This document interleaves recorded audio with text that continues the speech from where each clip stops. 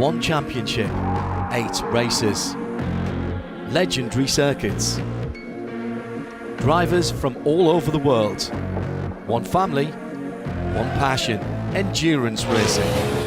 Welcome to the most professional endurance racing series for all drivers, amateurs, semi-professional and professional. Welcome to the 24-hour series powered by Hankook.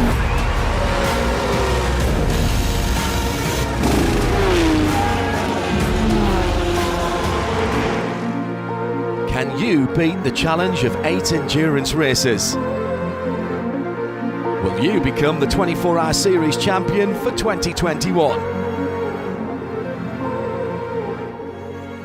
This is Endurance.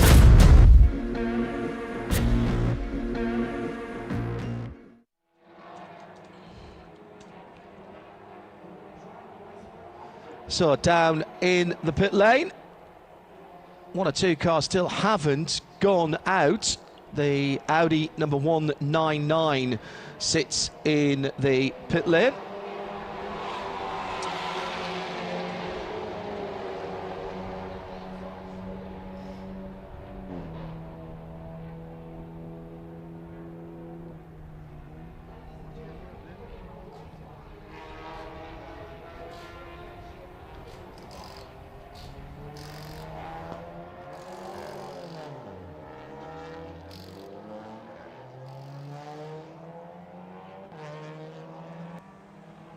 Well, if you are just joining us wherever you are around the world, it's perfect conditions. It's TCE qualifying, 30 minutes on the clock when we started. That was 5 minutes ago. The 101 Jordan Red Camel Cupra sits in the pit lane, ready to go. Remember, 2 different categories of cars, therefore effectively 2 different races going on at the same time. Classes within each of the GT and the TC classes will see qualifying for the GTs in their session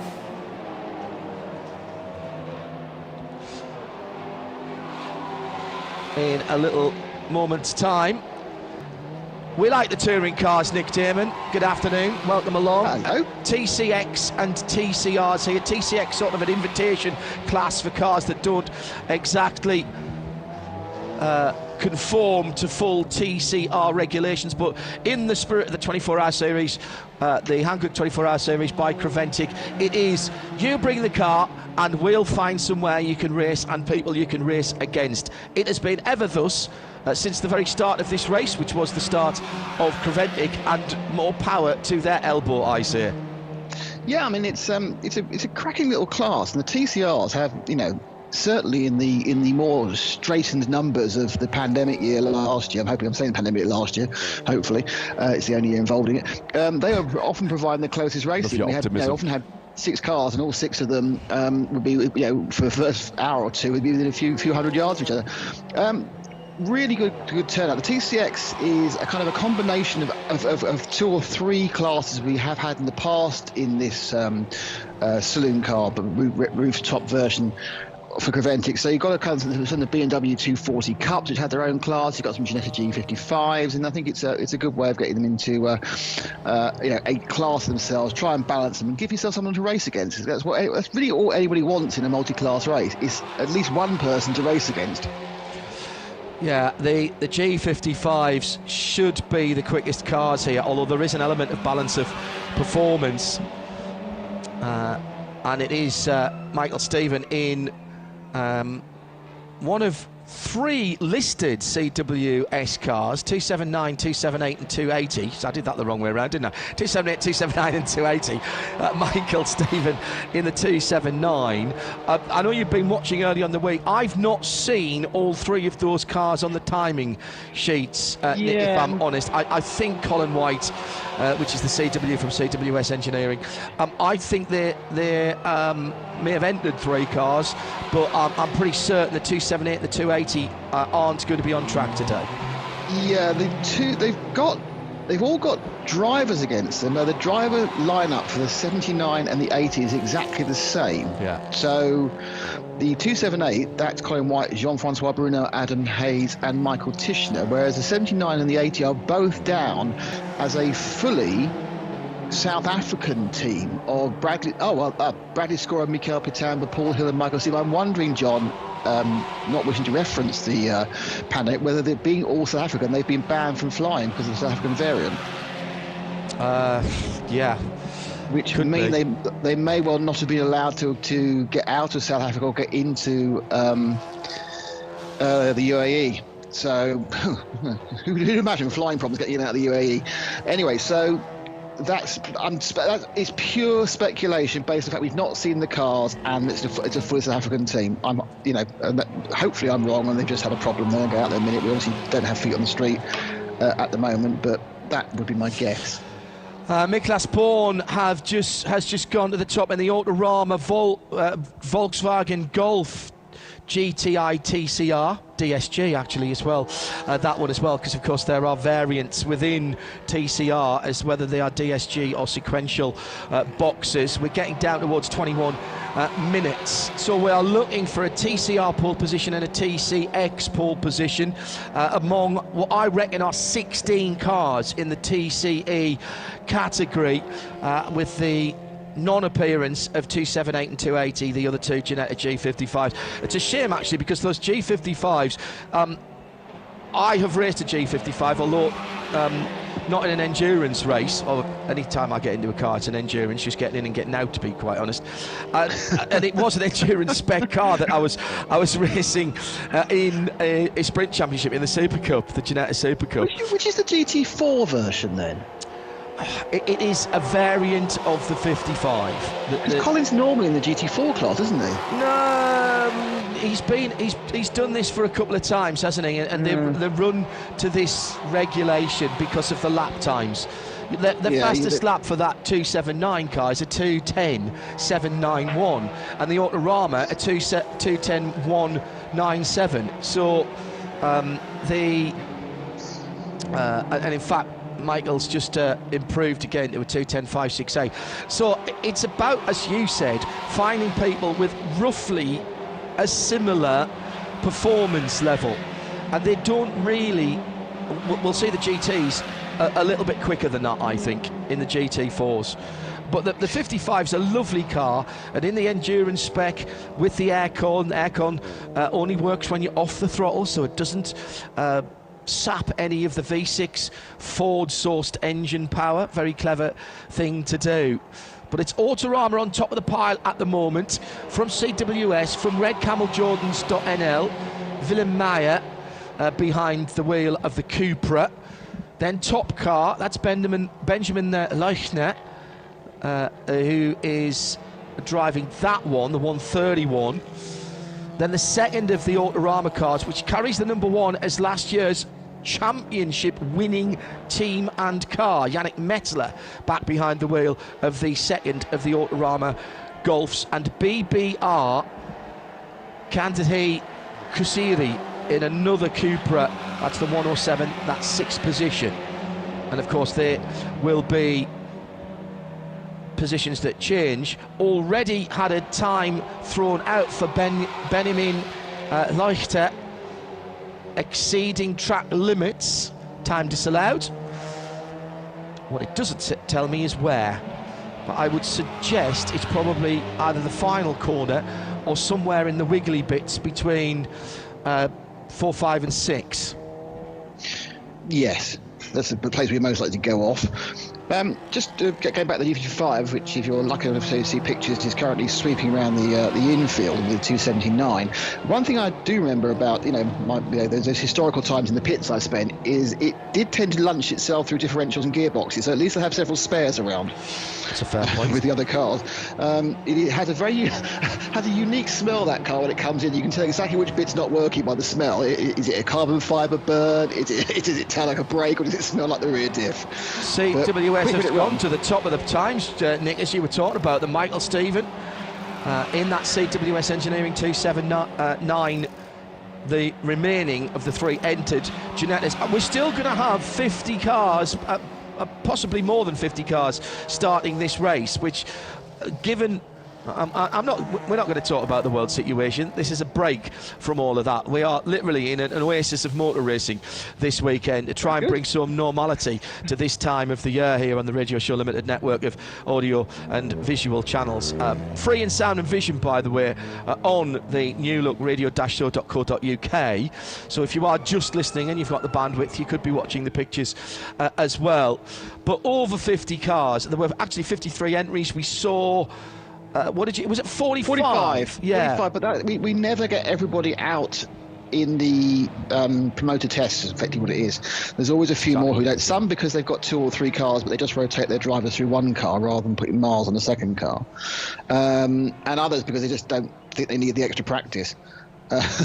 So my guess is it'll be more than 45. Where it sits in the 45 and the 53, I don't know. I mean, I'm to be really honest with you, John, I know we're used to stratospheric car counts here, but I actually think this is going to lead to a better race. Oh, I agree. Think, much as I love the chaos, especially working in the pit lane, we have had races with too many cars, and we've had races with too many cars and too big a differential between a Clio and a GT3.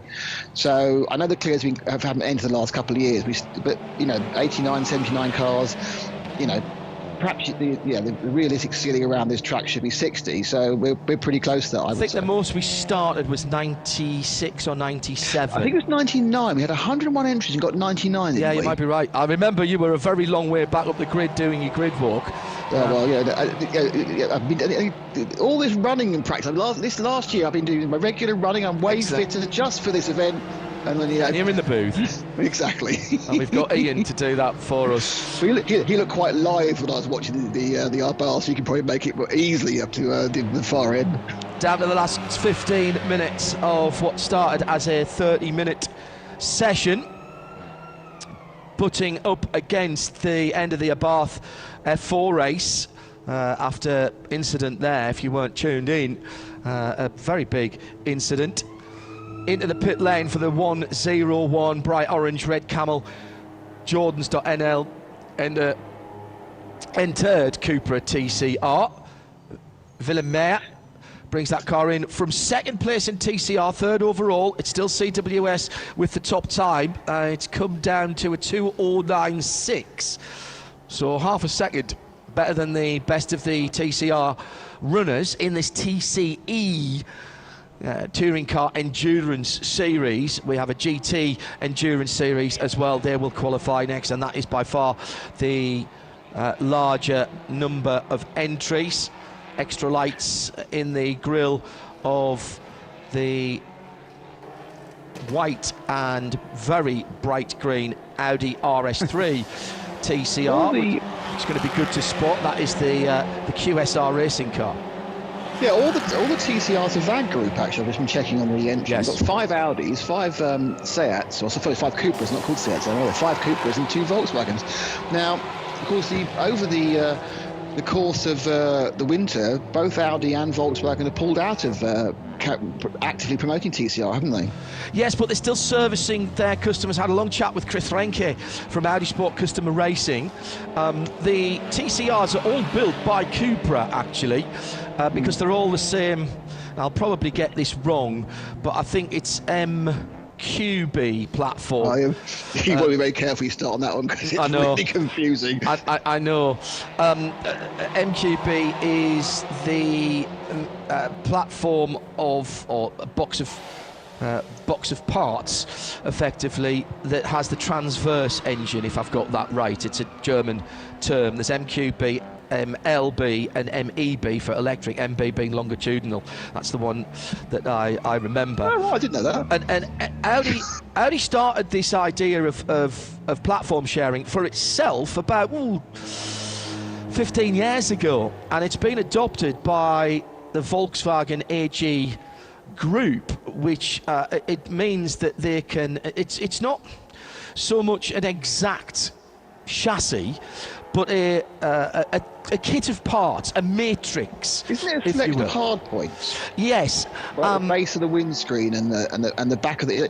It's like it makes it. But the windscreen doesn't have to be at the same angle and things like. It's very, very clever, and of course it cuts down the amount of variance and means they can order huge amounts of common parts within the group, and there are massive economies of massive scale at that point. And so all of the VAG products that Nick mentioned there are all built, the TCR versions of those cars are all built by Cupra, and they're going to continue to support their racing. That is their major racing area, and Cupra, having been spun off as a separate brand from Seat itself, it was always the sporty version. It's now a separate brand, as DS is to Citroën, if you will.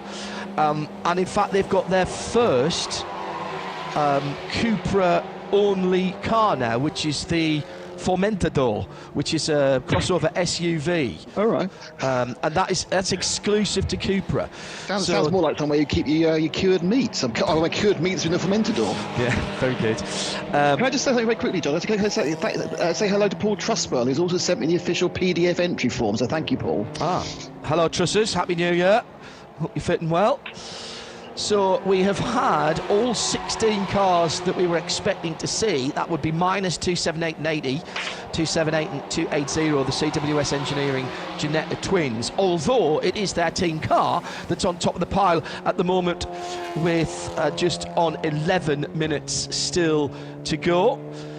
Autorama in the 112, in the shape of the 112, Volkswagen leading the category for TCR, with Red Camel, Jordan.nl in second place, Simpson in third. Gunnar Jeanette behind the wheel of the Simpson Motorsport, 138. That's another one of the Audis.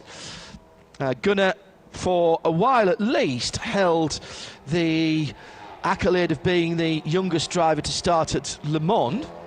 And I think he was the youngest driver to finish as well, but I think he's been usurped on certainly the starting part of that. Now, Gunnar, who comes from a racing family, his dad, Kevin Jeanette, raced himself and still does some great historic preparation. So Gunnar out in the Simpson Motorsport car. Competing for the FX Primus pole in both categories this year. And when we see them on the grid on Friday morning, you will see literally the pole arch over the top of the two cars. Welcome to the 24-hour series to FX Primus, and thank you for the support of the series. New fastest lap there for Niklas Bornik, and it is the TCRs that are back to the top of the class, although Michael Stevens just been in and out. I suspect he's thrown another set of Hancocks at the CWS Ginetta G55. Yeah, we normally find that the G55s do just eclipse the TCRs and the tracks we've been going to during the course of the last summer. But also that will depend on the individual, well, the tactics of the G55 drivers, and more importantly, of course, the relatively ultimate pace of the qualifying drivers within the CCR class and the G55s. But I'm still going to put my neck out and say I think the G55 and Michael Stevens, his teammate, will end up on pole. I'm not sure where you think that's going to end up, John, but my guess is it'll be a little bit quicker. I mean, the battle really is going to be TCR. What we have tended to see also is that the TCRs do effectively run a stint slightly quicker than the G55s. Normally, they're actually in the lead by the end of the first stint of these TCE cars. It doesn't matter because they're in separate races, but then you get a real all-out battle with 7 or 8 TCRs nailed together, swapping during tactics and pit stops and code 60s. 'Tis ever thus. Ever thus. QSR Audi going down the middle part of the circuit towards the very interesting turn-in at through 13 into 14, the long horseshoe corner that then leads uphill. There are a multitude of lines you can take through there. I have to say that I favour sticking to the inside, particularly if you're in race conditions, although in qualifying you might make that 2 apices go in, drift out in the middle and come back. The camber on the road helps you if you do that. And that QSR car. QSR, we remember, Nick, don't we? With Kobe de Brechle behind the wheel of that car. We remember those guys running the BMW M cars, and he's just passed the 302, which is the only 240, 235 as it used to be, Racing Cup car. There used to be Cup 5, if you remember, Fun M Motorsport with the Simon Clement driver. That the only one of those. And QSR Race School, they used to run a couple of those back in. Remember the QSR car also ran the first version of the GT4 Mercedes AMG. Correct. Remember that, John? And they had a terrible race where they were just terribly slow. I can't remember which one it was. One of the European longer rounds, and they Navarra. They debuted that car at Navarra, and it looked like it had just rolled off a showroom floor because it was just in plain silver. And it definitely just trundled round. It really did. The Dubai bingo card there. Into the pits. John, a bit of info's come through from Joe Bradley, who'll be joining us on the broadcast later on today and tomorrow. The 114 car, the Autorama Motorsport Wolf Power Racing, that was completely reshelled overnight. Wow. They must have had a problem during the test session. So Joe obviously has some good contacts with engineers and mechanics who normally work in the UK. So that's a story in itself, which we can perhaps set Ian onto at some point. But yeah, they've reshelled the 114. Yeah, I was expecting to have Ian down in the pits for this session. Out on the circuit, the 114 is just out of the pit lane. That's its out lap for that Wolf Power car, and it does look like it's got one or two panels that might not have been originally put towards that car, which have been very quickly vinyled up or taped over. Notice that there's slow-moving Cupra out on the circuit at the moment, just heading round to turn number 12, and that is the 218 car, a 208 car. Excuse, no, can't be the 208. Was I right the first time, Nick? 218, Sally Racing. 218. Yeah, I was right. That's Niels Ulrich Nybo behind the wheel of that. Now that car, although it looks very much, doesn't it, like a TCR, it's running in TCX. Is it because it's got the wrong sort of gearbox? No, it's got DSG. It's listed as a Cupra DSG, and there are sequentials and DSGs running in the TCR class. It may have a slightly different state of tune, or there might be something else on it that takes it out of conformity, homologation, to the TCRs. It's running third at the moment in TCR for Niels. It's really interesting. Yeah, I mean, they do this. Sometimes the older models, I haven't exactly fallen out of homologation, but they've fallen out of parity, and they will stick them in the because, as you said, in the opening salvo, and the point about Creventic is, if you've got a car, we will find you a class you can compete in, but we won't give you, we'll give you an unfair advantage or an unfair disadvantage. So, if there's a particular reason why that car will be quicker because of the balance of performance advances over the last few years, or slower because it's just left behind because of technology advances, and then there's no point in it turning up in TCR because it would be left behind, but it can be in TCX and have a good time. I've now got pictures of that 114, John, and now it was comprehensively taken out all the way down the right-hand side. Right. And to me, that's gone into the barrier sideways on the right-hand side. The left's it looked relatively okay, but it did the chassis legs front as well. So it's Dario Stanko who's brought that Autorama 114 car at 103, and Yasmin Preisig is now behind the wheel, just going out of the pit lane of the Autorama car that is leading on times in class. Autorama, I mean, we love them, and they are a brilliant team. Auto No Drama, we've called them, because they've been very good. So that hasn't started that 21 off without any drama. But officially, it's not part of the race meeting, is it? It's just a promoted test. They can still say that they've been perfect during race meetings. But they brought a spare shell, or they were able to get hold of a spare shell, or has somebody in the car park gone to find their hire car, which just happened to be a VW Golf, has disappeared. My guess is, though, actually, in all seriousness, they've got a two-car team. I think they may be also thinking about working Abu Dhabi next week, so you probably would have a chance to stick a spare car in there. They're a big operation. That's a fair point, because there is a 6-hour race from the Hankook 24-hour series next weekend at Abu Dhabi at Yas Marina, and the spin, and that is Yasmin Preissig for excuse me, that is Michael Stephen, who's been in the Ginetta G55 since the start. So he has Michael spun at turn 1. Just to dive down to the pit lane where Gunnar Jeanette is with Ian. Good afternoon, gentlemen. Indeed, he is all the way from the USA, from Florida, no less. He is the driver from the other side of the Atlantic in the Audi, who's just pulled into pit lane. You can see on the side of the car, position 5 at the moment, Gunnar Jeanette. Welcome to 2021, first of all. How is it out there? It's great. Really happy to be here, part of the Simpson Motorsports with everybody. This was, I think we only figured out that we were going to come over here and drive with them about 2 weeks ago. And this is my first time ever driving a TCR car, and qualifying there made it up to about 10 laps. So just still figuring things out. Gunnar, it's fantastic to be back here in Dubai despite everything that's happened in the last 12 months. We don't need to speak about that. It is an incredibly international event. Let's look to the side of your car. 2 Englishmen, 2 Americans and a Romanian in a German car here in the United Arab Emirates. How good is it to be racing here back in this famous race? Yeah, it's great. It's been quite some time since I was here last. It's a wonderful field. It's great to be out here. You know, it's a strong TCR class. Rodrigo and I are super happy to be here, and yeah, it's fun. Let's go racing. How's the car performing in these first sessions of the week?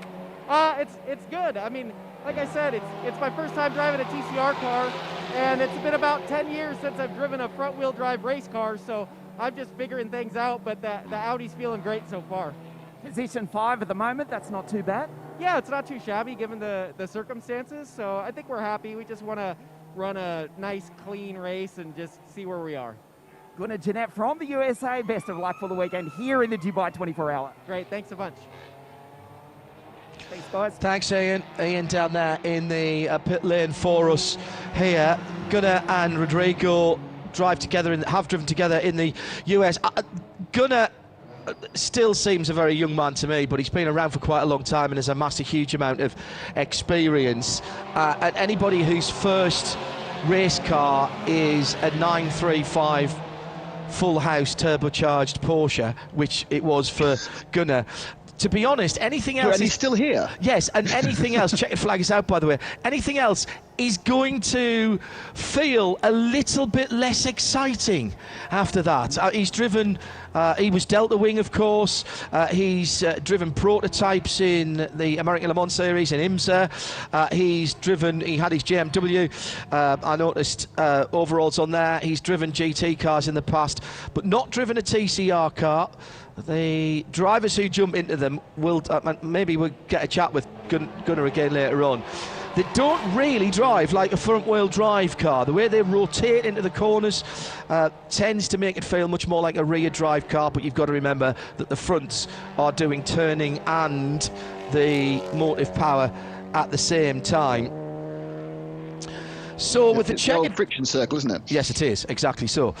So with the time having elapsed, the first car I think to see the checkered flag was Dario Stanco in the rebuilt 114 Volkswagen for Autorama. Here's their teammate coming across the line now for Yasmin Preissig. 2:13.3, that car's best, a 2:09.405, and that I think is going to be the top time in the class, and therefore taking the FX Primus Pole Award for TCE.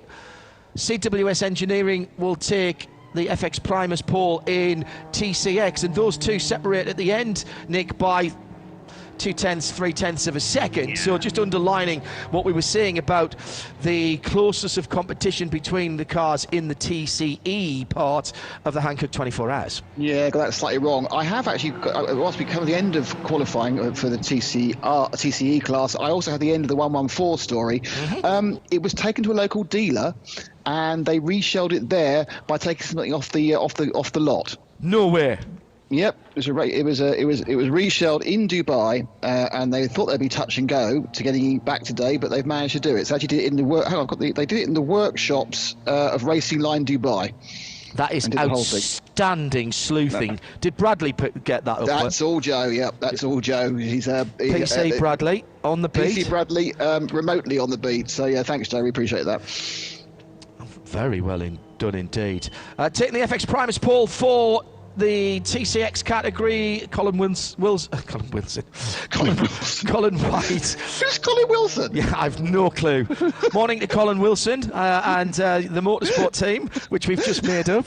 Colin White then taking that pole position for Ginetta. The gap just 3/10 of a second. AC Motorsport in third position with their number 188. Great to see Stefan Perrin, Philippe Theron, Sebastian Morales and Mathieu Ducret. Particularly good to see Stefan back racing again after some issues at Barcelona, over a year ago now. 101 Red Camel, fourth position, third in class for Ivo, Henry, Sylvain and Willem. Simpson Motorsport, good at Jeanette, did the time for the 138. Audi in fifth. BBR, the 107 car, is next up. That's another one of the Cupras, as is Top Car's car behind them.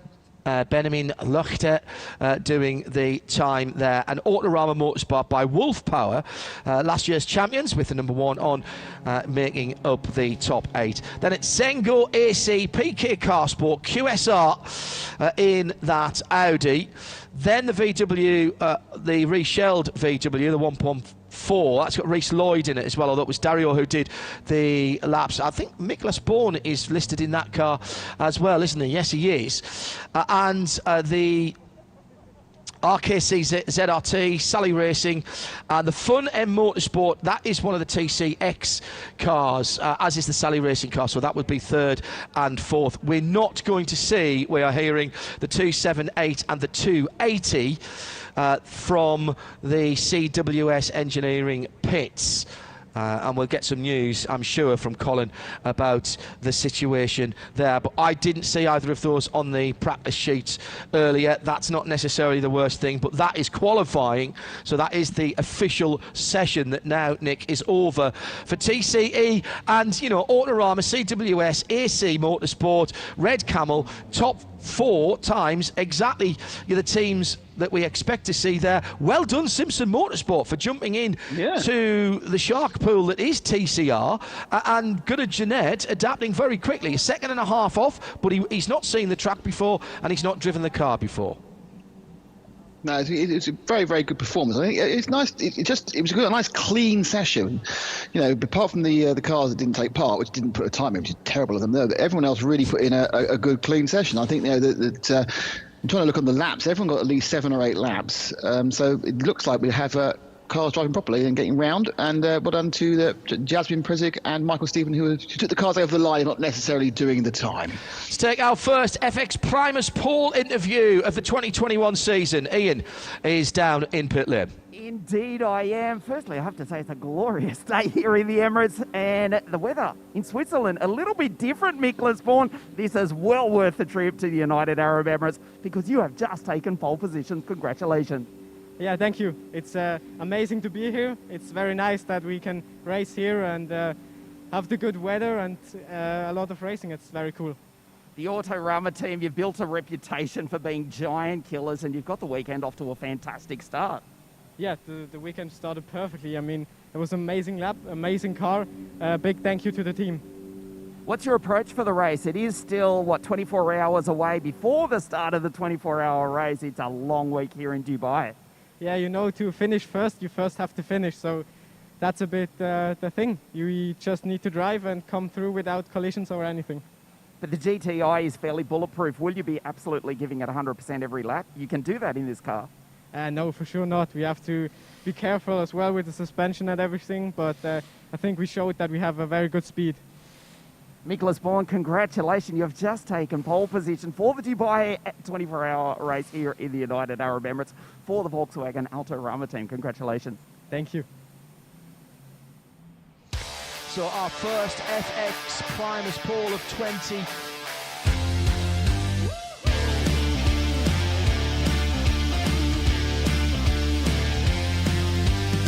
So that is the TCR FX Primus Paul sitter, but of course we also have TCX in that category, and that's CWS engineer Michael Stephen in that car for pretty much the whole session. And as Nick was saying, a very clean session in the sunshine here at Dubai. People finding their feet, although there was a little bit of promoter test day earlier on in the week. The TCR category dominated, in fact exclusively populated by brands from Volkswagen AG, with Audi, Volkswagen themselves and Cupra making up the TCR grid. In TCX, Ginetta on pole position ahead of the BMW M2 from Club Sport Racing, from PK Car Sport. The Cupra that's running in TCX in the colours of Sally Racing, and the Fun M Motorsport BMW M240i Racing Cup. But CWS then take the FX Primus Paul Award for TCX. Michael Stephen doing the job there, and just 2 3/4 tenths between Autorama, who captured the pole in TCR and therefore in the TCE category, and the CWS. Now stay with us because we pretty much roll into the next session. It's about 15 minutes away, but we're going to stay on the air here on the Radio Show Limited network of audio and video channels. The Burj looking fantastic in the distance. Just a little bit of haze out on the far side. We might be able to get a word with someone from CWS whilst we're waiting for the GT cars to come out. Nick, you made the point, and I think it's worth developing that. Only 16 cars, but a clean session there, and that's what everybody will be looking for. You don't want to be having to you don't want to have to be doing any remedial work after a half-hour qualifying session. No, I mean, effectively, these cars, you know, have been put into their race modes, their qualifying modes, and they do, of course, have another hour and a half of night practice coming up later this evening, where again they'll be doing rotating drivers through and getting used to the track, which is very, very different in the dark. It's not particularly well lit. I mean, if you think about night races, the next night race that's coming up, of course, the 24-hour race is the Daytona 24 Hours, which is a fabulously well-lit amphitheatre, whereas, of course, it's quite dark around the back of Dubai. So you need to get used to it, need to get used to lots of the closing speeds. I think the drivers who are established Dubai veterans are going to find it very, very interesting, because for the first time, I think, since about 2007, we're below 50 cars, or on the 50 cars. And that's going to make it a very, very different proposition about how you go about your race, because you can begin to think about not being so concerned about traffic, because you haven't got 25 more slow cars around you at the front. You are able to run your program a lot more. So I'm genuinely expecting a really, really dynamic race where people are actually having to push from day one and not actually think about what's going to happen with traffic, what's going to happen with code 60s, because it should be a much, much cleaner race. Just by the concept, you have 66% of the cars, there should be 60% of the less than 60% of the incidents, but suddenly you've given everyone so much more space to breathe. The point you've made about how little lighting, external lighting, there is at Dubai Autodrome is well made, because it is very dark indeed out the back, which means headlights and additional lights, the LED light panels that most people seem to have to have nowadays, and make a huge difference as somebody who has raced with them and without them in a variety of darkness encounters on circuits around the world. We call them now darkness encounters. Darkness encounters, mate. Yes, absolutely. They do make a huge difference. I wonder, we had news, didn't we, yesterday, that the Asian Le Mans Series are going to do their opening 2 rounds of their 2021 season at this circuit at Dubai Autodrome in February, and they were expecting to be doing all 4 races at Yas Marina, some in daytime, some in evening time, and some in darkness at Yas, but there's no darkness at Yas when the lights come on. If they do a night race here at Dubai, it's going to be a proper night race for those guys, and right up to LMP2s, remember, in that category. That's going to be spectacular. I'll be really interested to see what Cyril and the team decide on timings, because as you quite rightly say, Yas Marina's not dark. It's dark outside. It's not super. It's not. You can the level of lighting isn't up at the levels, of Qatar, for example, but it is more than enough to run, an into the evening F1 race. So you don't need headlights. So I'd be interested to see whether they actually decide to run into the dark or a darkness race here in Dubai. My feelings are, I'm sure the teams want to. I'm just wondering whether because they need to keep the cars in absolute pristine condition, because the next race is only 5 days after, they'll kind of ease back on anything that causes extra variables and actually run the 2 Dubai races in the daytime, John. Possibly. Absolutely right. The Dubai circuit will suit it down to the ground. Congratulations to Cyril Tashville and the rest of the guys there. Difficult times for all race organisers. I think that's a reaction that's going to end up with a better series. I think it certainly doesn't make it any worse. And we know from speaking to our colleagues at Creventic how difficult it has been putting things together.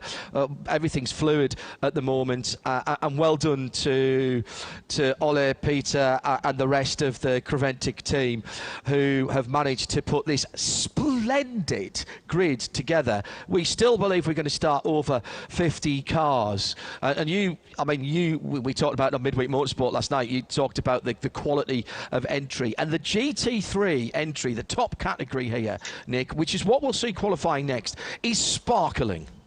Yeah, it's interesting because some of the team names aren't here. You'd expect, Black Falcon aren't here, but all the Black Falcon drivers are running under HRT, which is Haupt, of course, which is Hubert Haupt, who used to run for them. So he's now kind of taken over and run the Mercedes under a different banner. But the drivers are all here, Khaled Al-Khabaisi, of course, Hubert and Maro Engel and Valentin Pierberg, who we're used to seeing. If you look at the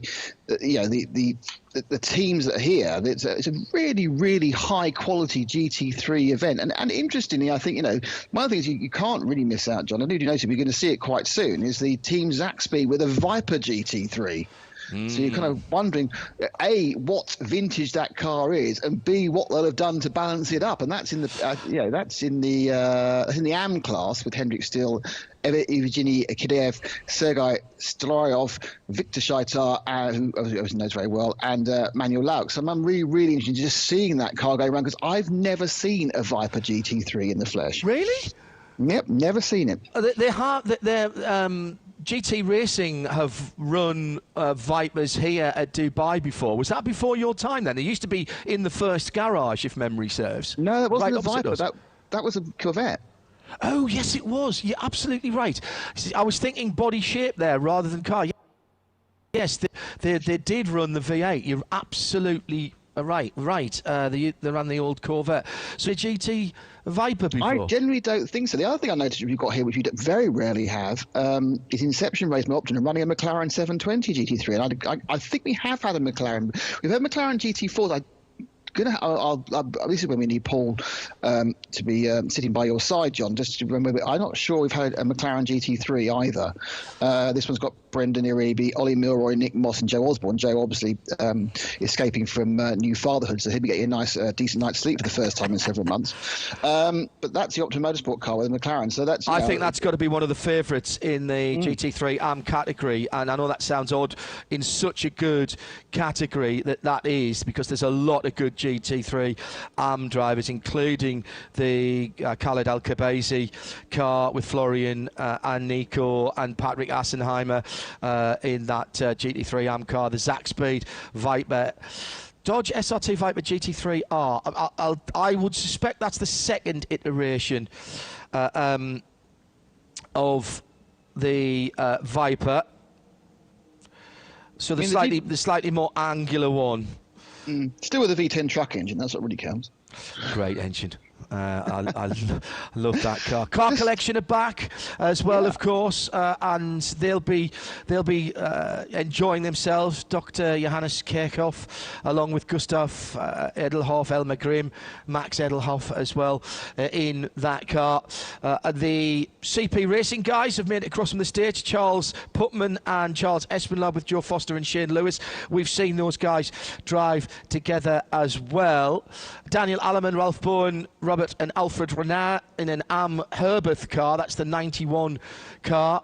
And we've got some GTXs as well. And again, just like the TCXs, GTX are for cars that don't quite fit into GT3 or GT4. And I think they're all Huracan Super Trofeo. And the Vortex. The Vortex is in there as well. Yes, you're right. Yeah, just until it catches fire. Stop it. Like I said, I'm not there. There's nothing on the track at the moment. They can hear you in the pit lane. They'll be coming looking for you. Leipert Motorsport, GT3 Poland, ARC Bratislava, all running Huracan Super Trofeos. You've also missed out, of course, we also have an Huracan in GT3, and it's my personal favourite for the event, which is Rolf Eichen, Adrian Amschutz, Mirko Bortolotti back over from Audi to be a factory Lamborghini driver. And, of course, Rick Breukers, who he's quite good and only ranked as a semi-pro. So that's a 63 car. He was a Lamborghini Junior driver for a while and won a couple of Rolexes at the Daytona 24. Yeah, I think he got kind of last year. Obviously, confused a lot of things. I'm not quite sure what Rick's status is within the Lamborghini program anymore. I'm not actually even sure what the Lamborghini program is status is at the moment. They obviously have one, but it's not like we had that big formal announcement, or I missed it if we did, like we got with Porsche a couple of weeks ago. But yeah, I mean, the actual GT3 field is pretty impressive because we've got several Mercs, several Porsches, obviously. We've got a Lamborghini, a McLaren, a couple of Audis, and a Dodge. So very good. You kind of hit the set, and of course we have to remember that traditionally the Dubai 24 has favoured the Mercedes. It's been the most popular Senate, but we have had wins for Porsche as well. And WRT Audi won 3 years ago, was it now? Was it 2 years ago? Don't at all. Porsche 911 Gen 2 Cup class as well, with Duo, with Huber, the Bufidos with Huber Racing, HRT, couple from them, couple of Speed Lover cars, MRS GT, NKPP, by Bas Kouten Racing. They've got a Porsche as well. I like the Porsche 911 GT Cup class, and those cars go a very long way on a tank of fuel. They seem to last a very long time and be very reasonable to run in endurance spec. They might not win overall, but they'll have a good battle between them. We've seen Speed Lover do very well here in the past. Pro Sport lead the GT4 field in terms of the numbers, and I should have said actually as I was looking through here that the Porsches all start with the number 9, 909, 924, 928, 929, 978, etc. For GT4 class, guess what? They start with 4. So 401 is Pro Sport's Aston Martin, one of the AMR GT4s, and that's a strong team there with Nico Verdonk, Rodrigue Guillon, Stefan Lemaire, Patrick Mathiasen and Constantin Scholl alongside those three very quick Belgians in that car. ST Racing have got one of a number of GT4 BMW M4s. I think there's 3 in the field, aren't there? With 3Y Technology and Team Avia Zorg Rennsport have been BMW runners for quite some time. Dragon Racing, based right here in the UAE, have a Mercedes, and then we're into the TCRs. Sounds like we've got movement down on the pit lane. Yeah, run down to bit. Just going to say, for the BMW M4 GT4s, I hope the real car is less understeer than the virtual car. That's all I'll say. I'm sure they've worked on it. Because it's bloody unpleasant in iRacing, in my opinion. Well, I think so. Other people go, it's marvellous. But to me, it's like, how much more can I turn the wheel before the car actually turns? Wherever you are in the world, welcome along. Beautiful afternoon at the Dubai Autodrome for the Hankook 24 Hours of Dubai, the first round of the 24-hour series for 2021. We are about 3.5 minutes away from getting a green flag. So cars are moving out of their pit area in the GT endurance category.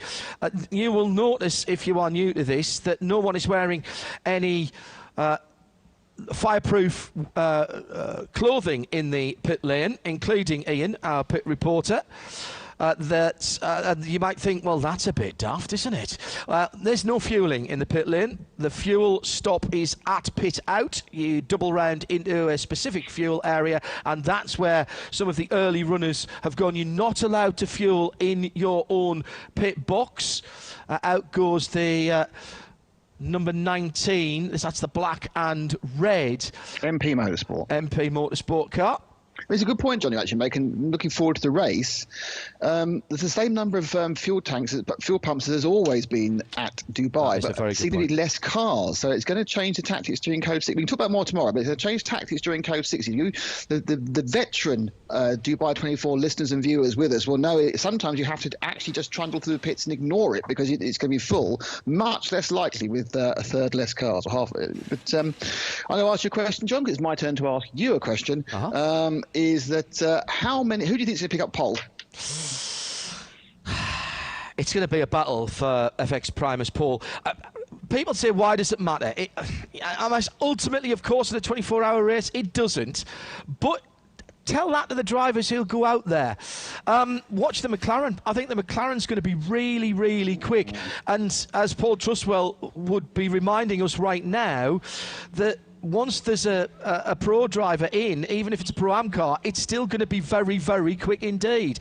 And looking at recent outings for that McLaren 720, I think that's going to be a very good platform here.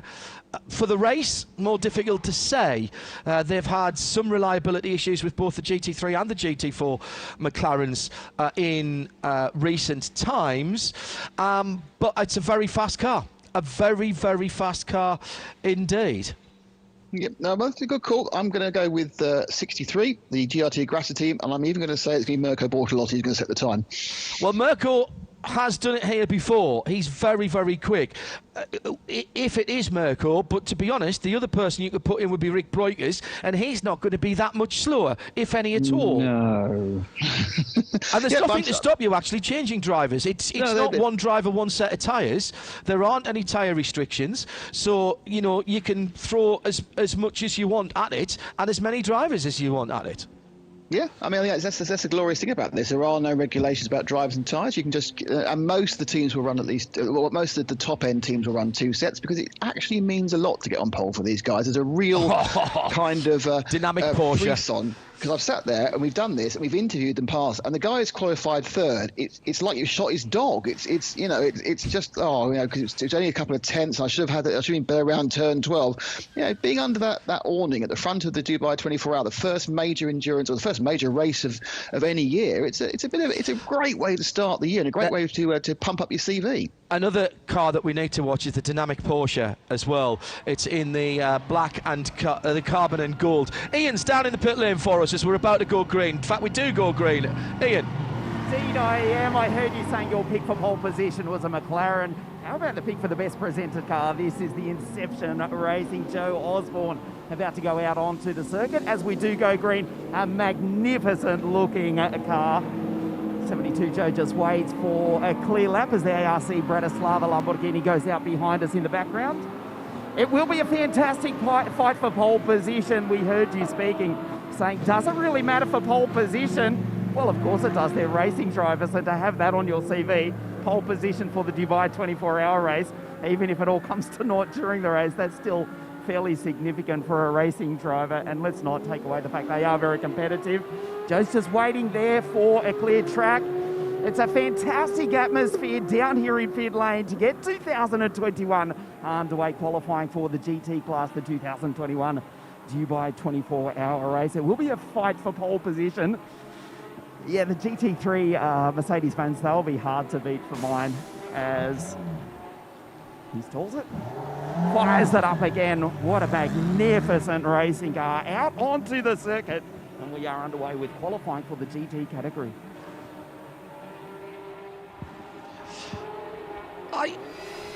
It never ceases to amaze me. It's been a while since I've worked in a pit lane, Nick, and you have been there much more recently than me. But I have been close to racing cars, and obviously from the comfort of of comms boxes watch and listen to what's going on down in the pit lane, it never ceases to amaze me how easy they seem to be to get off the line now.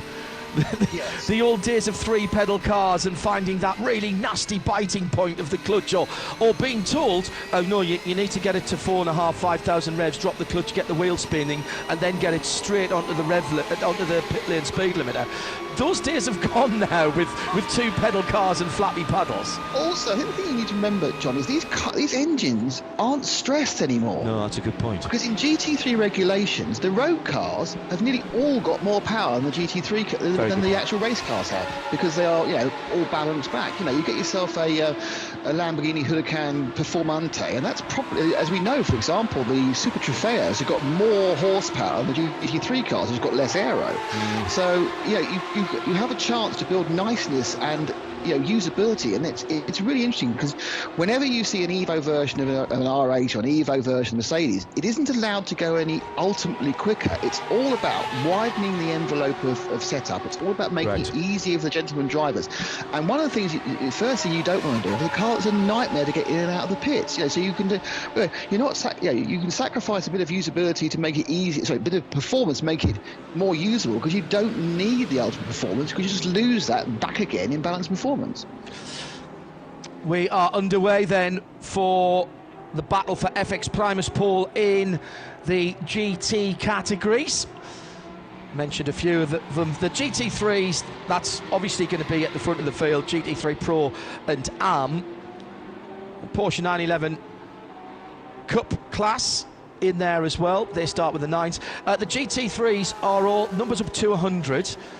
The GTXs all have 7s at the front of their numbers. The Porsche 911 classes have 9, and the GT4s have 4, which makes perfect sense to me. I wish more series did that. No, that is, in fairness, that is absolutely brilliant, because suddenly you're not scratching. Apart from Carl 1, of course, you said, who is the ultimate champion from last year, which is Autorama. Yes, which is in the TCR class. Yeah, but all the rest makes sense, which is particularly useful when you're having a quick glance up, and especially, of course, when you can have cars that look suitably to the glance. I'm sure I'll give the example of the 911s here, which can be in some races in 3 different classes. Correct. Obviously, you as an aficionado would know them by a mere half-second glimpse. For me, it's much easier to look at the numbers and to tell them apart.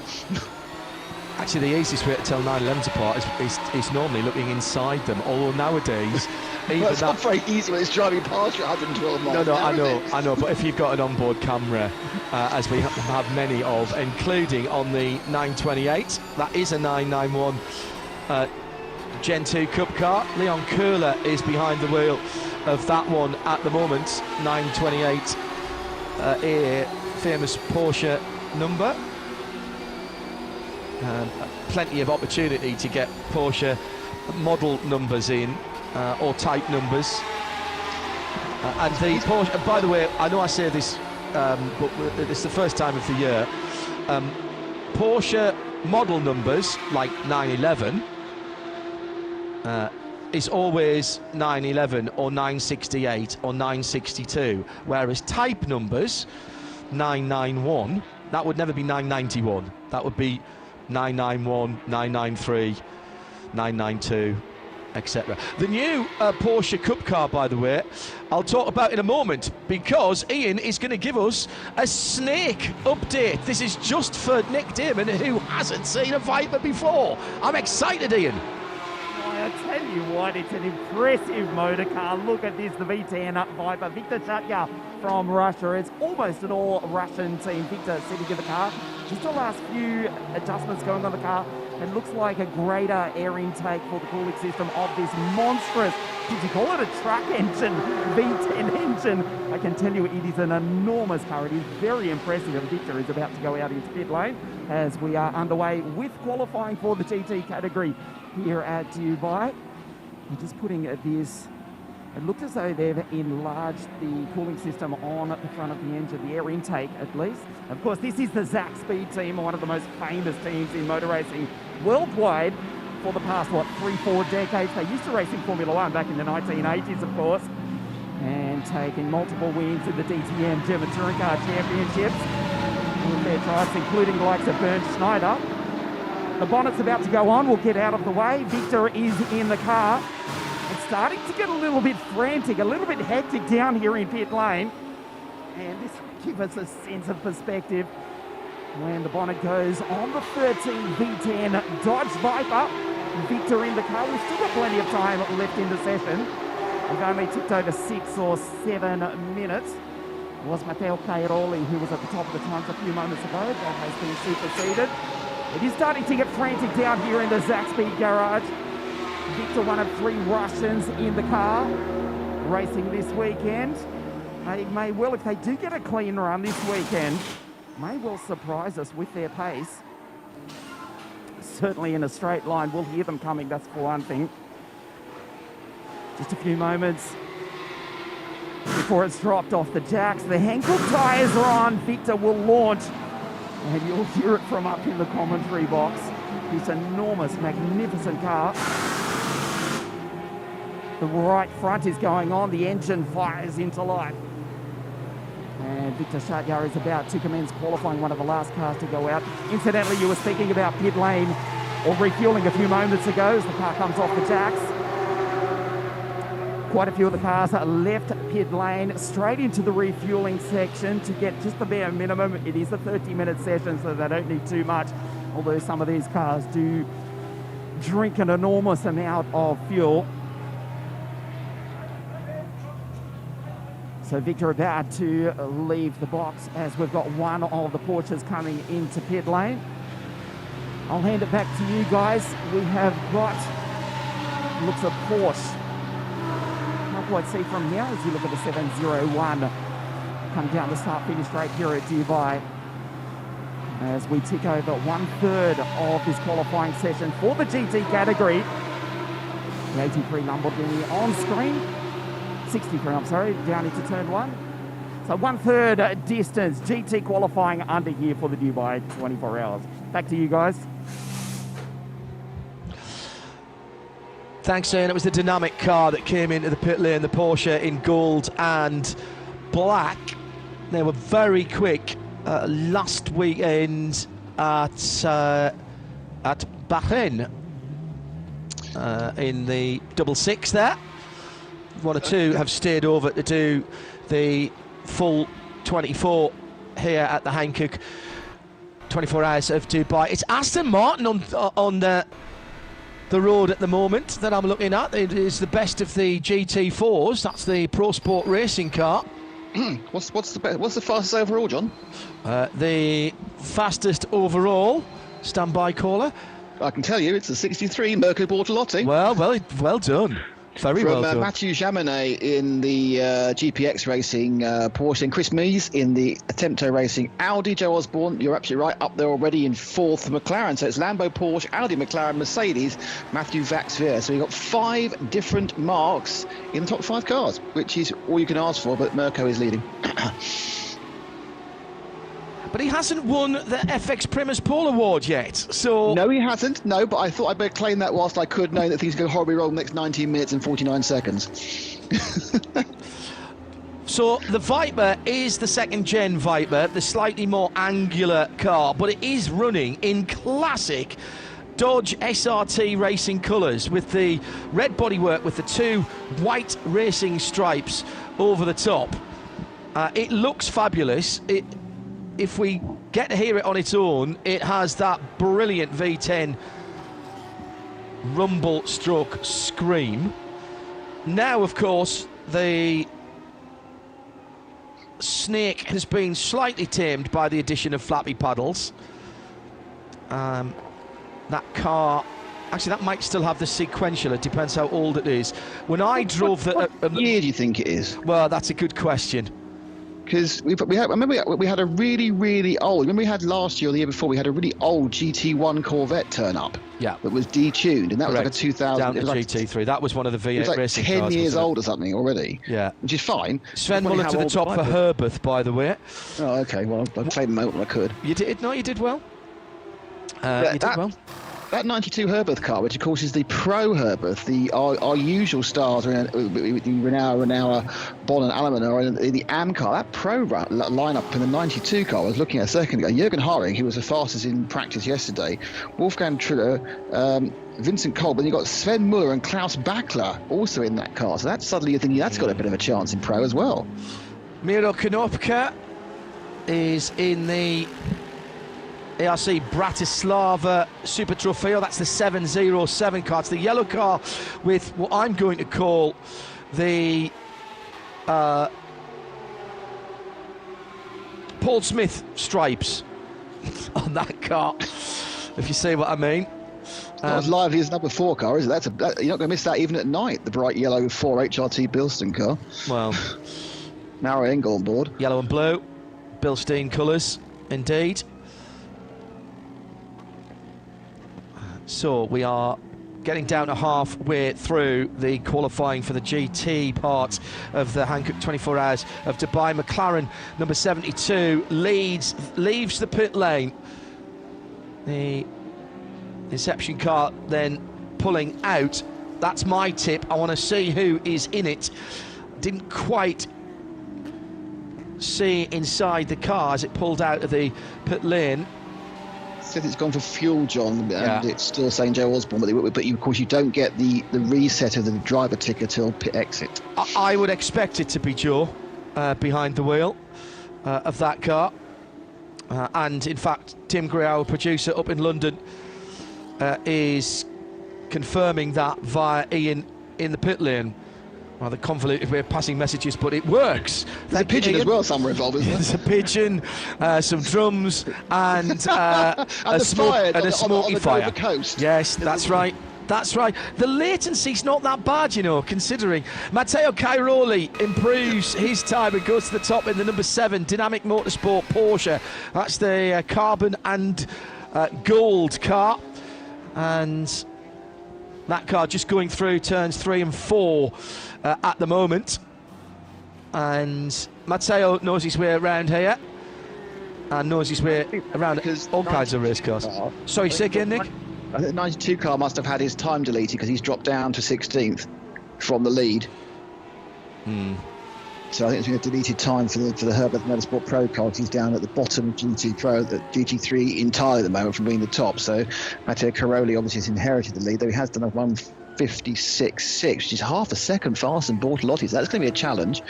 We saw some 56s in the earlier promoted test yesterday, but I think Rick got one of them, but not many, and it was slower later on, and we're nearer the time of the second promoted test than the first one. So I think the track did get a little bit slower due to the temperature gain later in the day. It may have been a timing glitch, Nick, because I'm not seeing from race control any times that have been deleted. Right, so it glitched to the top. Okay, right. Possibly. You know, it was Mirko is shown in second position now, so I think we are just getting a little bit of bouncing around. 1:57.1 for Mirko Bortolotti in the Huracan GT3 from GRT Grasser Racing Team. But Dynamic in that very, very fetching colour scheme dives into the pits. That's Matteo Cairoli for Dynamic Motorsport.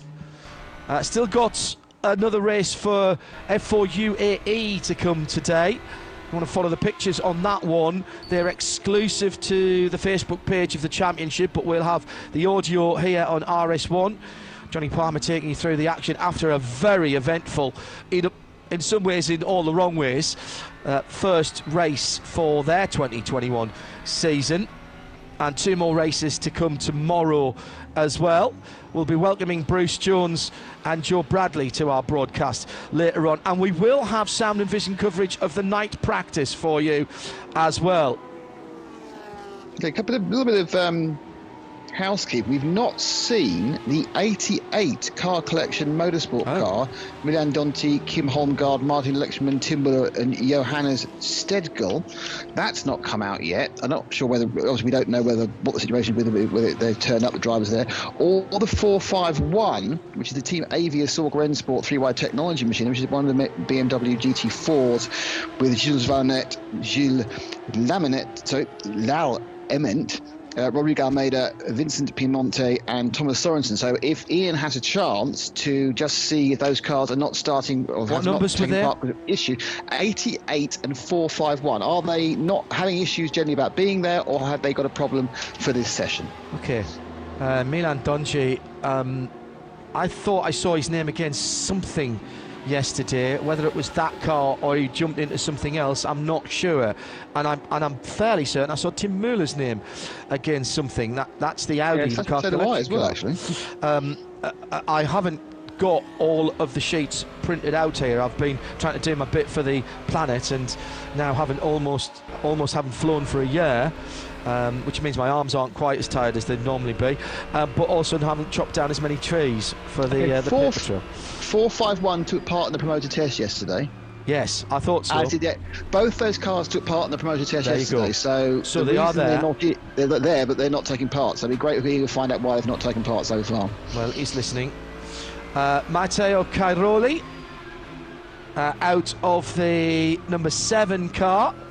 That car in the pits. Americo Bortolotti in second in the pits as well for GRT Grasser Racing Team.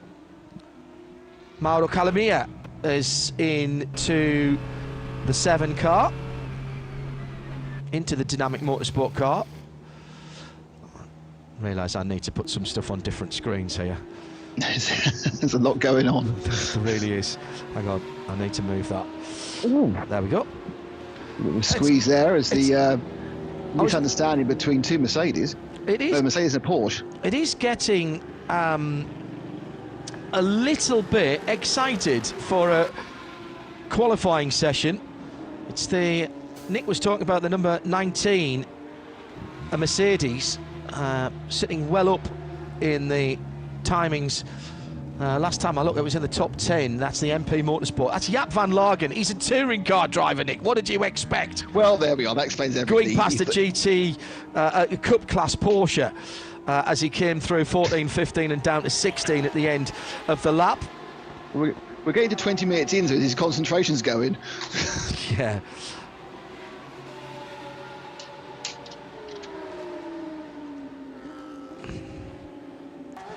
So 11 minutes to go. Zach Speed Viper coming out the pits. That just sounds good just to see it. Never mind to see it and hear it. Tricky. Turn to 159.5. Sorry, so turn to 159.5, I think, on the 13 car, isn't it? Yeah, so 159.5. They've changed drivers now. Hendrick still's in the car, but he's actually got he's got a relatively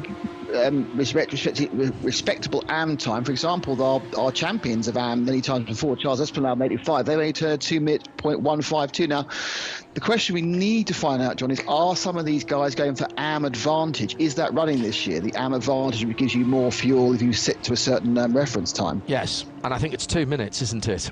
Which may be something that the 85 car, because they are incredibly clever, CP Racing, about using the very legitimate rules to the best of their team shuffling. So if they are trying to stay below 2 minutes to get on the AM advantage, it's going to give them a very, very long stints during the race. You get a lot of extra fuel as well, and you lose some weight on the car. So you reduce the wear and tear and get longer runs, which tactically in the AM class can work out.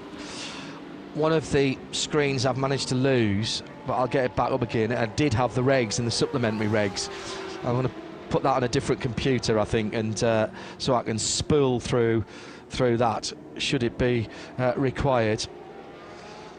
There's 9 AMs, though one hasn't started yet. So looking for an advantage against some of these very, very strong AM teams, for example, the Herberth Racing 91. It may be that CPU have worked out that this could be the way of doing it. The advantage rules are running, but they could effectively run their 24 race quicker, especially, John, if you think about the advantage of a bigger fuel tank with the theoretical concept of less code 60s. Fewer. Sorry, fewer. I keep getting told off for that. Yeah. Let's talk about some of the other class leaders. You know who's leading in GT Pro?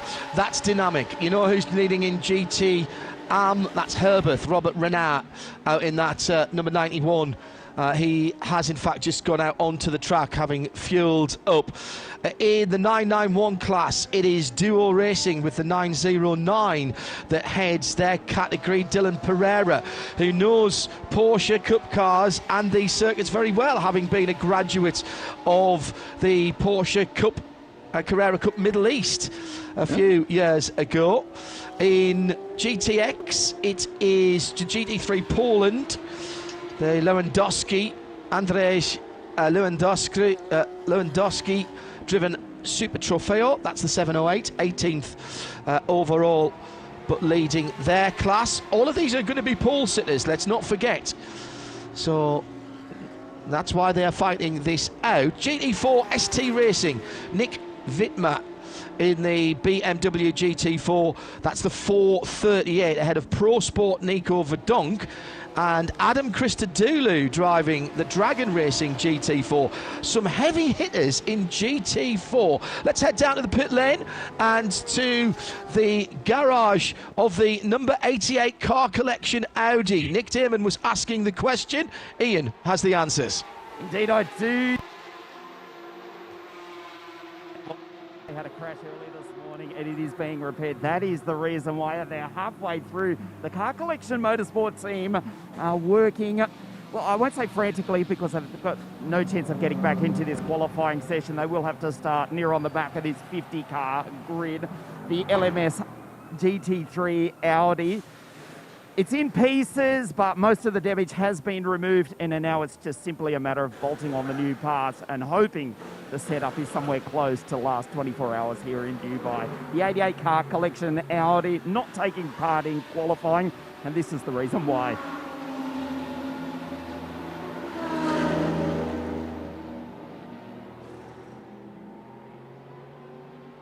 Brakes were going on to that car whilst Ian was talking about it. Like had a problem. I think it may have had a corner going into a barrier, which I would assume was this morning. Now, of course, the lucky thing for them is they've got there was a red flag right at the end of the official practice session.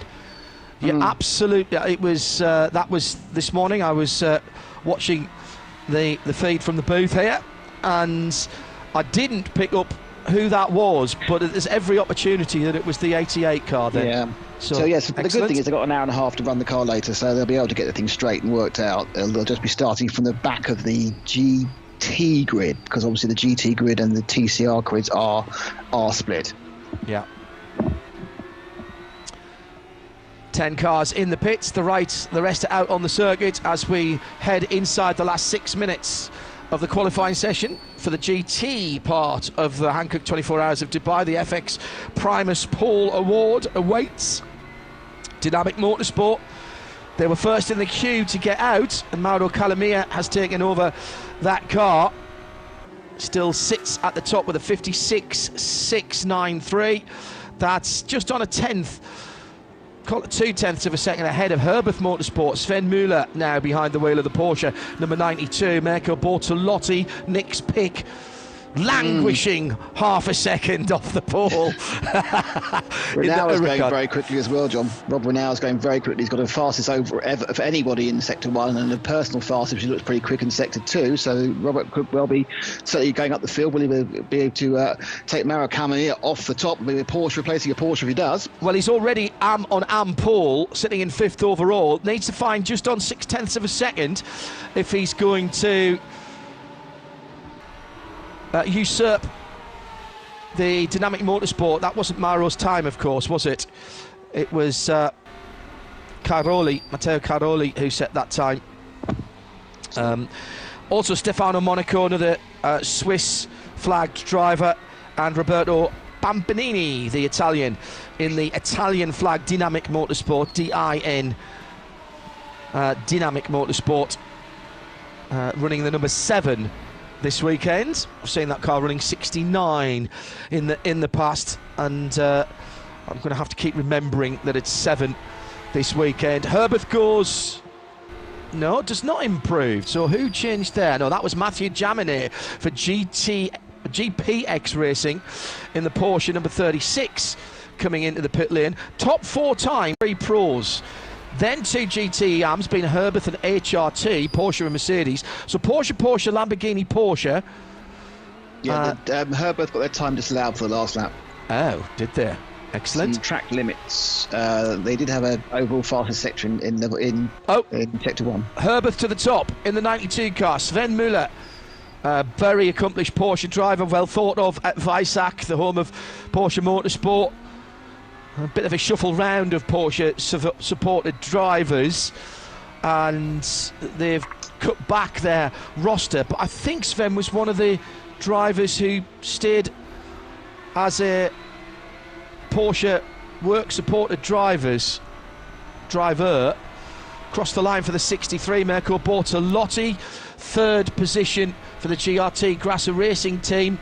Still that elusive half a second or so, nearly 6/10 now after the 156.553, excuse me, put in by Sven Müller last time around for Herbert. That's the 92 car, that's the crossword car. The black and white crossword car. Well, it's a crossword. No, it's I always think it's like an advert for a tiling company, but you know. I'm pretty certain that is a crossword design on that car. It may well be, yeah. 15 across. That's the Herring car as well, isn't it, of course, yeah. with the Herring name on the side of it. Inside the last 3 minutes now, Nick. You're going to have a word with Mirko. Can you give him a call? He went faster overall without setting a single individual sector best. He went quicker as a lap, so it's he's moved up to third, but it's turning into a Porsche benefit. 4 of the top 5 are 911. So you'll be cheering from the stands, won't you, John? 720 McLaren, Joe Osborne down in 9th position, so they're not going to get pole. 1.2 seconds off. Now that is an AM car, so as Nick said, well, they've done a 57, so my idea that the AM cut-off time was 2 minutes, that must be wrong. No, these AM advantage time.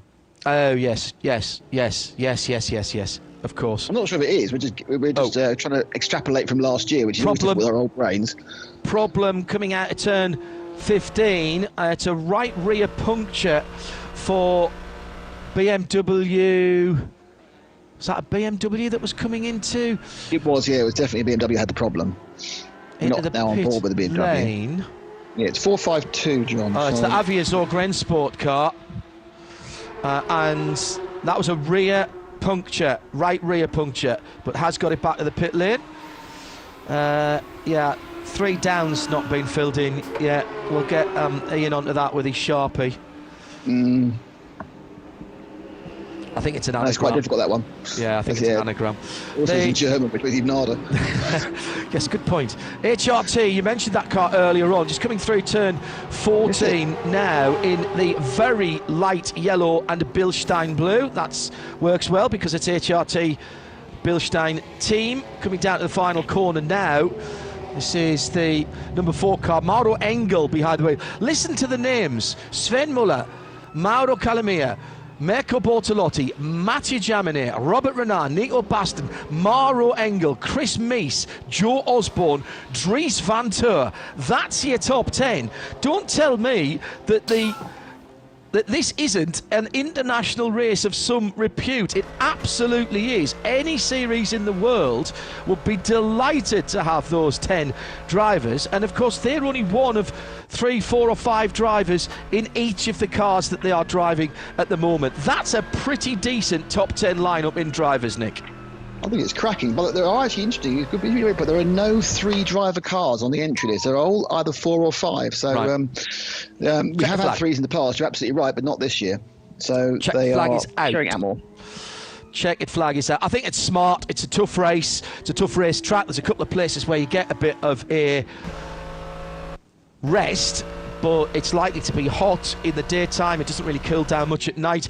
Been round about daytime temperatures in Dubai in the last week or so, round about 23, 24, 25 degrees. And the lowest temperatures, the minimum temperatures, have just been dropping down to 17, 18 degrees. 1 or 2 nights it's got down to 13, 14, but it's not exactly Ian's not going to need to be all rugged up in the pit lane, to use a phrase he'll be normally appropriately. Gets the point about 5 a.m. where you think about a second layer, and that's about it, really. It has been. I mean, this is a pretty typical average Dubai temperature. We've had warmer ones. I remember we did have one. I'll say cold, relatively cold. I think it was like 12 overnight, which was almost 3 layers. And obviously, if Shea was there, 107 layers. Let's run down some of the pole sitters for you. At the top of the shop, Herbeth Motorsport have taken FX Primus pole as it stands. I can't see anybody who is going to. I was just waiting for Mauro Engel to come round, and he's now gone through. That was the rumble you heard in the background. He will be no better than 7th.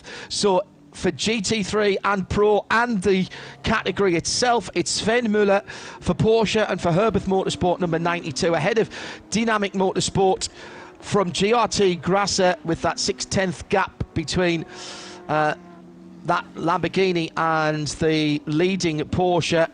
In AM, it's Herbeth, so it's a double FX Primus pole for Herbeth. Robert Renauer, who looked like he might have even done better than 5th overall, but had his time disallowed. In 991 category, Duo Racing, Dylan Pereira nicks that for the 909 car, just ahead of GT3 Poland's Lamborghini Huracan Super Trofeo, who take the GTX pole position. And then if I can find the GT4s, I think it's still ST. Yes, it is. ST Racing, Nick Whitmer for BMW and the 438. We saw the Car Collection Motorsport, and Ian reported on that. The 3Y Technology BMW was not seen as well. That's the number 451.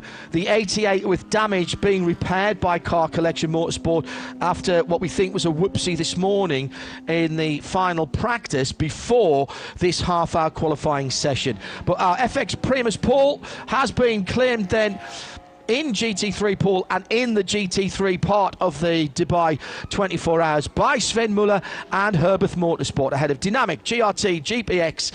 Herbeth on pole with the 91 car for AM, 157.2. That's a good time for that AM car. Then HRT, then the HRT Bilstein cars in lockstep in 6th and 7th, although not the right way around numerically. It's 5 ahead of 4. Can we have that sorted, please? Attempt to make up the top 8 with the number 99 Audi in 8th position, ahead of Inception, Joe Osborne with the Singleton McLaren.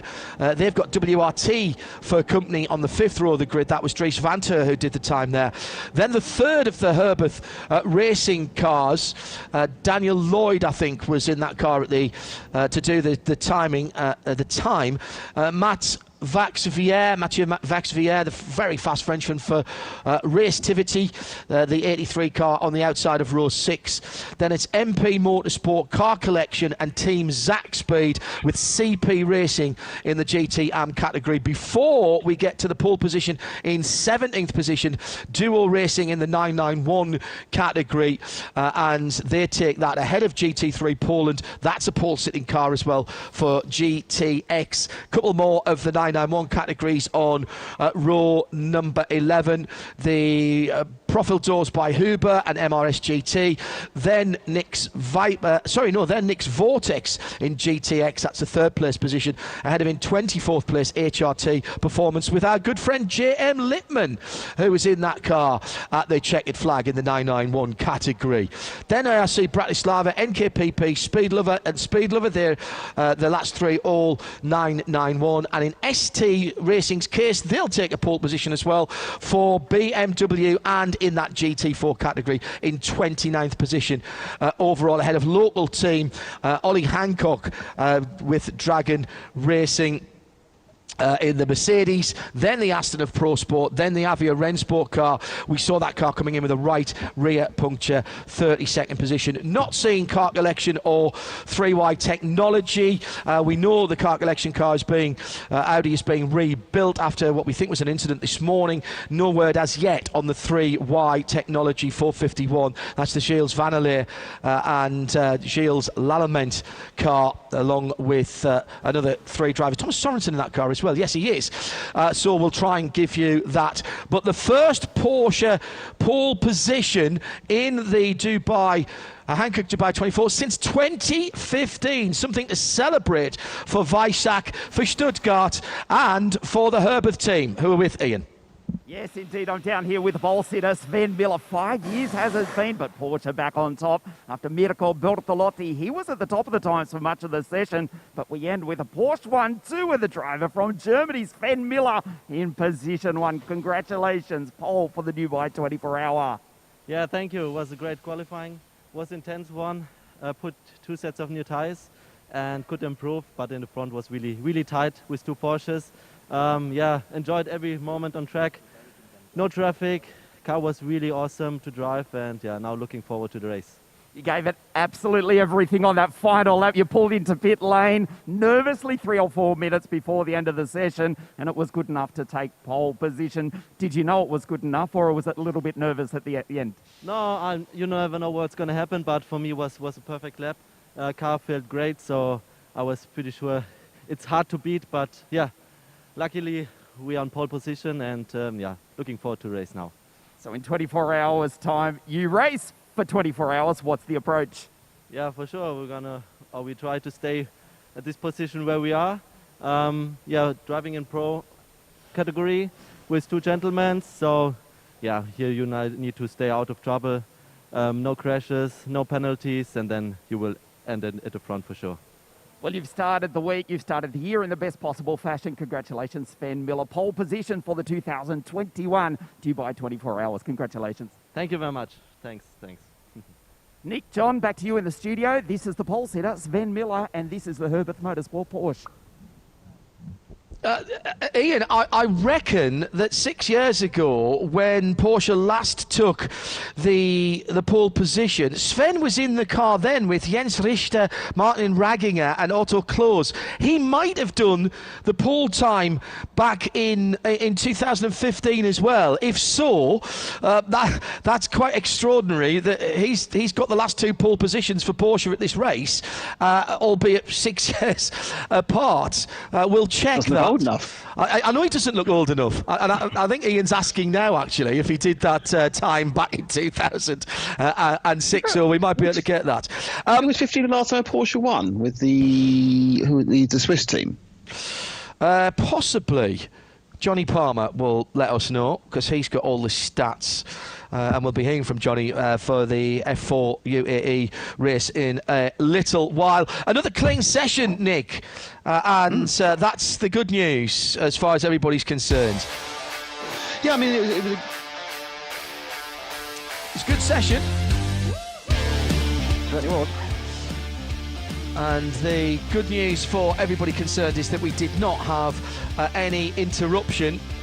The Porsche of Dynamic led everybody out, and for a while it looked like they might actually take pole position. A couple of times, Nick, that were disallowed. We get some of the race control messages, but what we don't know is where they're going off the circuit to get the laps disallowed. But certainly the 63 car, the Lamborghini, had a lap disallowed, and we know that the Herbert 91 car, although that was on pole position for the AM category, GT3 AM, and finished in 5th overall, that did also lose a time which you thought might have put Robert Renard somewhere close to overall pole.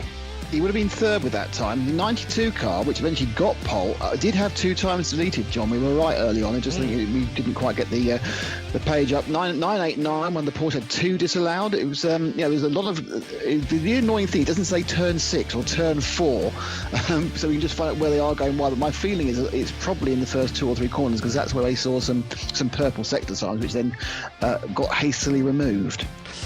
Well, we can say definitively it wasn't Sven who did the lap time in 2015 that put the Porsche on pole, but there's no doubt that he has done it this year. We saw it with our own eyes. Dynamic Motorsport did a cracking job in that very distinctive gold and carbon black number 7 car with Matteo Caroli and Mauro Calamia both in the car. Just about a 1/10.5 between the 2 Porsches. It will be then an all flat 6 front row. And the 92, the crossword car, will take the FX Primus Pole Award and will lead the cars around tomorrow, Friday, to the start of the race, which we'll have in its entirety.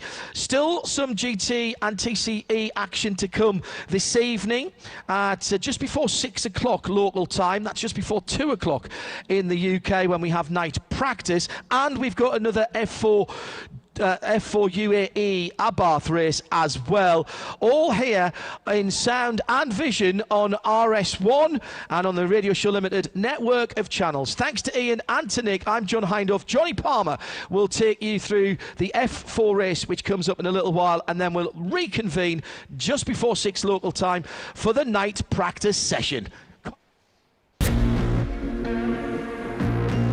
One championship, 8 races. Legendary circuits. Drivers from all over the world. One family, one passion, endurance racing. Welcome to the most professional endurance racing series for all drivers. Amateurs, semi-professional and professional. Welcome to the 24-hour series powered by Hankook.